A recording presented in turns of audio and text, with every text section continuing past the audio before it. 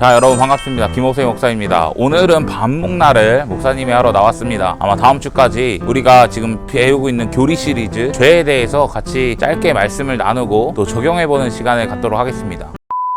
여러분, 죄 하면 생각나는 게 아마 선악과를 따먹는 장면부터 아마 우리는 시작해 볼 수 있을 거예요. 그런데 그 선악과를 따먹는 장면을 우리가 보면 왜 이걸 하나님이 만드셨을까? 굳이 안 만들면 편한데, 그리고 죄를 안 지었을 텐데 왜 하나님은 선악과를 왜 만드셨을까? 우린 이 고민을 한 번쯤은 해보게 될 것입니다. 안녕 기독교라는 이 책의 저자가 우리의 언어로 너무나 쉽게 풀어 써 놓았습니다. 그것을 간단하게 한번 이야기해 보려고 하는데, 이 전도사님이 교회학교 사역을 하면서 아이들을 이제 집에 초청했어요. 근데 아이들이 집에 초청하니까 마음껏 막 집에서 놀 거 아니에요? 그런데 이 전도사님이 나가게 되는 일이 생기는 것입니다. 그래서 애들아, 너네 마음껏 놀아도 좋아, 너네 다 해도 좋아, 그런데 저 냉장고만 건드리지 마, 냉장고 안을 지켜다오, 이렇게 이야기했던 거예요. 그러니까 전도사님이 나가고 애들은 완전 막 미친 듯이 놀았겠죠? 그런데 그 냉장고를 보고 그 아이들이 생각했다는 거예요. 아, 여기는 우리 집이 아니야. 아, 여기는 내 마음대로 다 할 수 있지만 하나 할 수 없어. 저 냉장고는 건드리면 안 돼. 아, 여기는 전도사님네 집이야 라는 것을 인식하고 생각했다라고 하는 거예요. 여러분, 사실 선악과의 의미는 이것과 같아요. 이 선악과를 보면서 뭘 생각했어야 되냐면, 나는 피조물이고 대리자고 나는 왕이 아니라는 사실을 깨달았었어야 하는 거예요. 선악과는 죄를 짓게 만드는 도구가 아니라 은혜의 방편이라고 하는 거예요. 그런데 뱀이 찾아오고 꼬드기고 결국엔 어떻게 되죠? 선악과를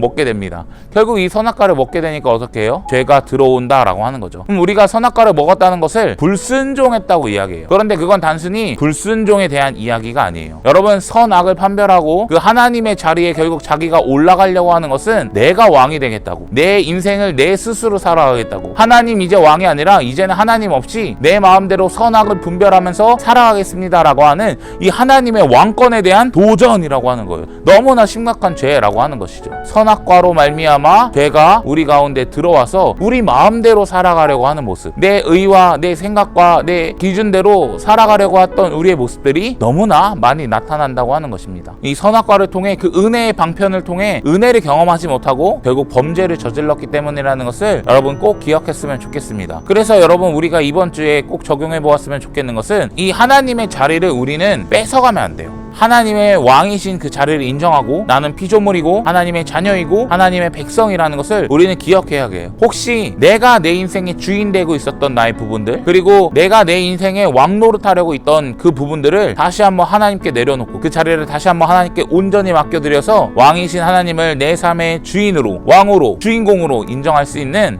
우리 여러분들 되셨으면 좋겠습니다.